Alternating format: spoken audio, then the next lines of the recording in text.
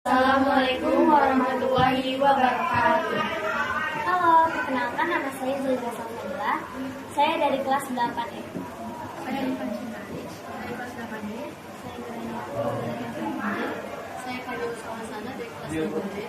Saya Cici Putri Sabrina dari kelas 8. Dan kami Dari kelompok Kiai Haji Hashim Asyari. Jadi hari ini kita akan berdiskusi tentang pendapat salah satu buku yang telah kita baca. Ada yang ingin menceritakan terlebih dahulu?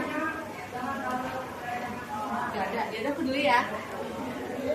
Dari beberapa buku yang telah aku baca, ada salah satu buku yang menarik, yaitu Anak Para Bandit. Buku ini terbit pada tahun 2020 dan ditulis oleh Dadi. Buku ini menceritakan tentang Thomas dan Bujang, juga teman-teman lainnya. Buku ini juga menceritakan tentang Thomas, Bujang, dan teman-teman lainnya. Mereka dikejar oleh suatu kelompok yang ternyata kelompok itu mengincar Thomas, Bujang, dan teman-teman lainnya yang sudah tahu mereka diincar, mereka segera membunuh nenek ayahku. Nenek ayahku berpikir bahwa itu juga masalahnya gitu. Ternyata incar ini tuh dari kelompok Katai Emas yang mengincar Thomas. Thomas juga bilang kalau dia telah melakukan transaksi jual beli tanah kuburan yang mirip kelompok Katai Emas sejak ratusan tahun lalu.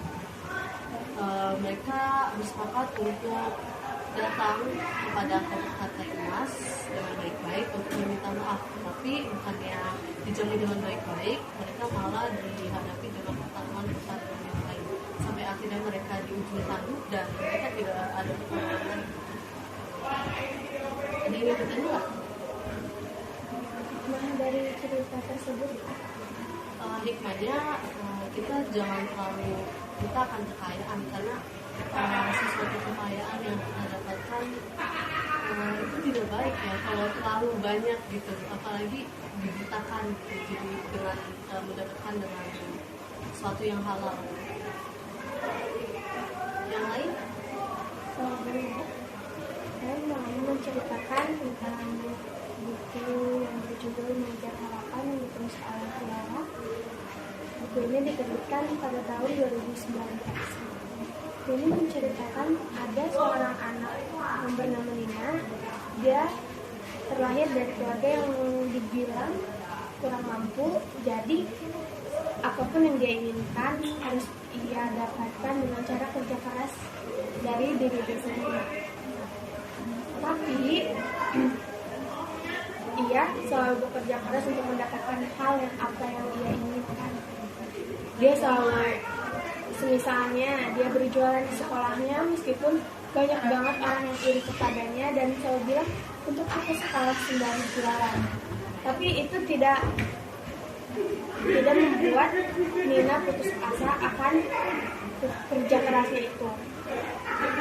Nina terus berusaha hingga akhirnya dia saat kelas 3 SMA pasti banyak tuh anak-anak kuliah yang nyampein bahwa kampusnya itu yang terbaik loh.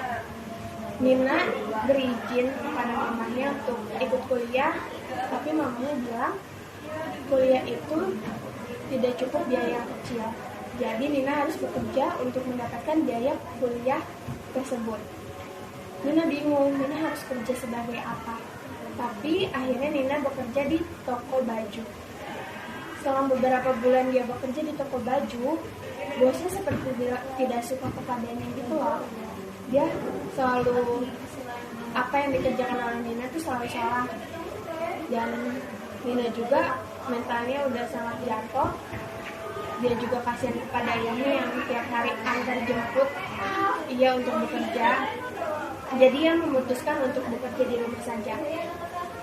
Entah rezeki dari mana, ia ditawari untuk endorse sebuah produk yang sangat terkenal. Akhirnya dia bisa mendapatkan uang dari handphonenya. Tapi lagi-lagi namanya manusia selalu pasti kan, ia diiriin oleh tetangganya yang sangat menghasut tetangga lain untuk membenci si Nina ini. Tapi Nina malah bersikap baik kepada si Rinji ini. Hingga akhirnya Nina pun diajakin kerja bersama sebuah promotivasi, dan Rinji pun akhirnya sadar bahwa keirian itu akan membawanya semakin jauh dari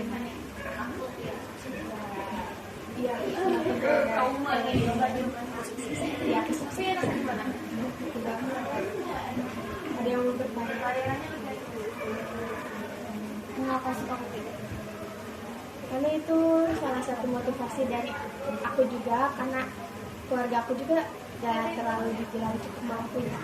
Jadi memotivasi untuk menambah semangat kerja keras. Ada yang mau lagi? Jadi di sini aku mau nyeritain yang judulnya Kiyomi and Bullet Wish. Jadi ceritanya Kiyomi ini dasar orang Korea sama Indonesia. Kiyomi ini sempat berlibur di Korea dan kayak menyukai ke sumur itu. Nah, dia bikin wish tentang buat mencari pacar, tapi pacar ini bosan romantis yang penting setia.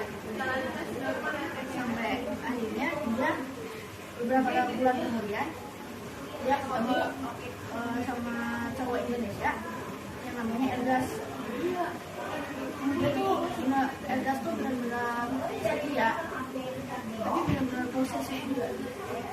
Posisinya tuh kayak benar-benar posesif. Jadi Kiyomi ini di sekolahnya itu kan ada di kuliahnya ada dia jadi training gitu kan, otomatis kayak ikutin yang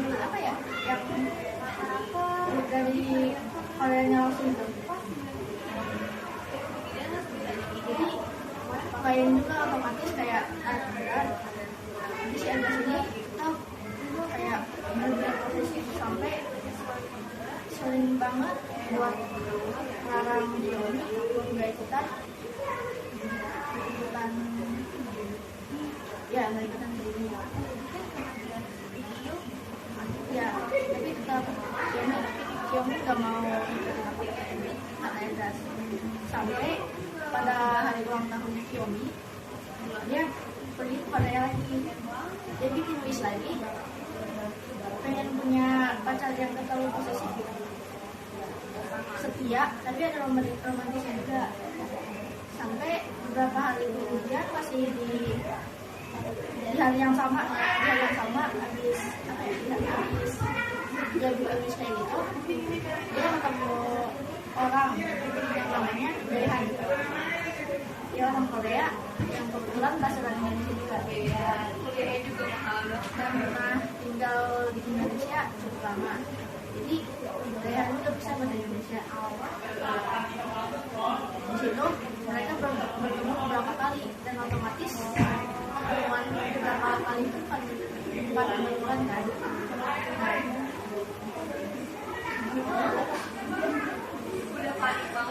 Kiyomi makin dekat sama Daehan, tapi si Erdas tuh nggak ada cemburu ya, kayak itu aja posesif sampai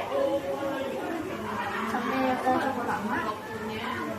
Si Daehan ini bilang ke Kiyomi kalau Daehan itu suka sama Kiyomi. Daehan juga sempat ngasih tahu ke Kiyomi, memangnya Erdas itu siapa?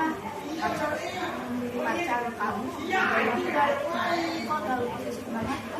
Oh iya, gak enak soalnya ya. Pas udah di posesif banget, terus Daehan pas udah ditolak sama Kiyomi juga karena udah masuk ke Erdas, Daehan kembali ke Korea. situ Erga sama Kiyomi sempat putus. Sampai pas putus mereka sama teman-teman trainingnya itu salah satu trainingnya itu ternyata ada konsultasi sama Dehan buat training adanya sampai satu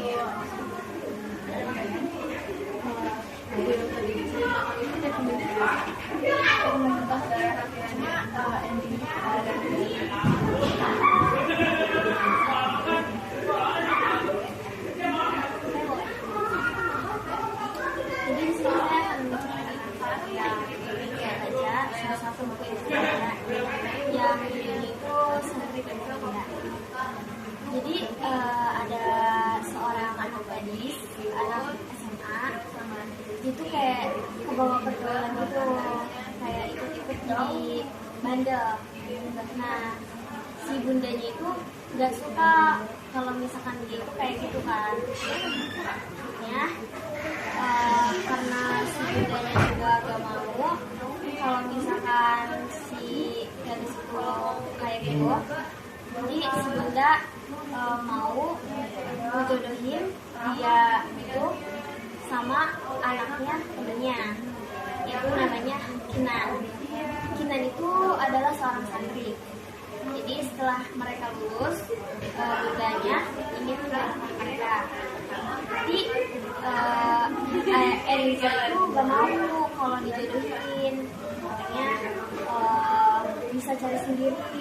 Tapi si bunda nggak percaya karena emang dia itu udah bawa pergaulan. Jadi akhirnya Kinan sama Eliza itu dipaksa. Cuman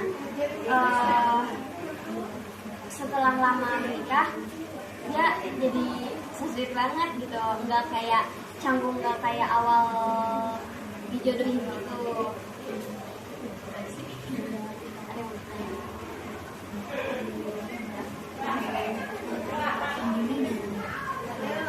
endingnya itu pokoknya happy ending. Jadi nggak semuanya perjodohan itu yang dijodohkan orang tua itu menyebabkan ketidakbahagiaan.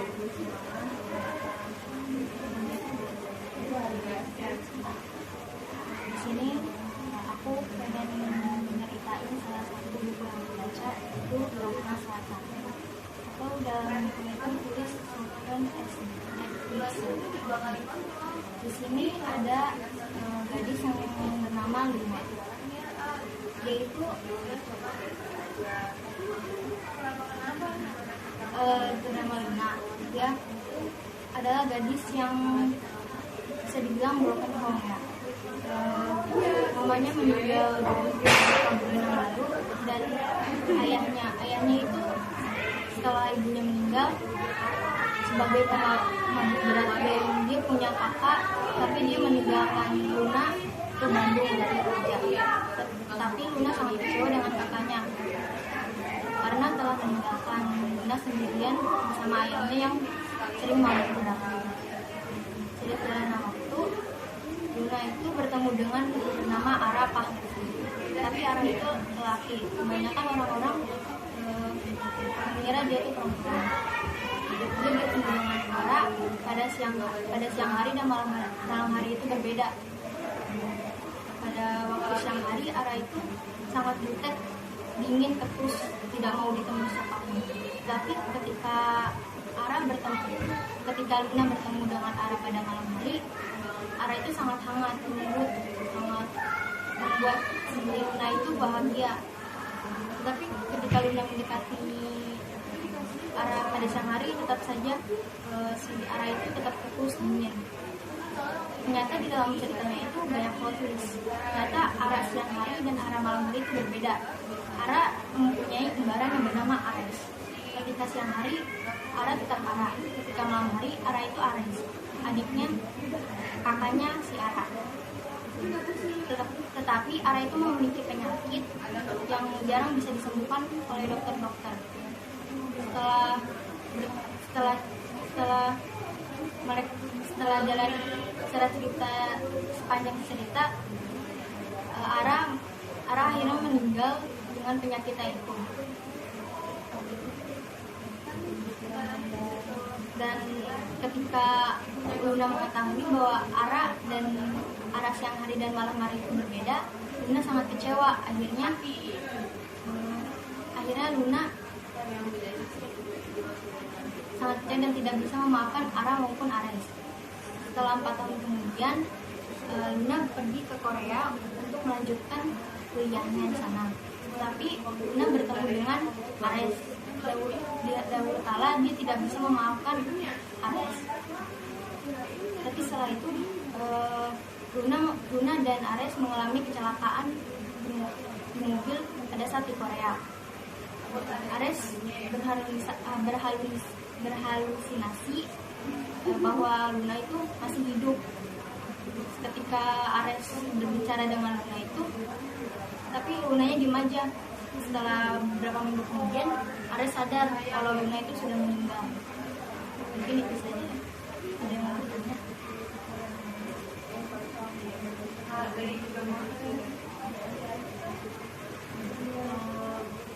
Luna ini kenapa Aris kenapa selalu memikirkan bahwa Luna ini masih ada? Karena Ara dan Ares itu sangat mencintai si Luna itu, sampai terbayang-bayang bahwa si Luna itu masih ada. Jadi saya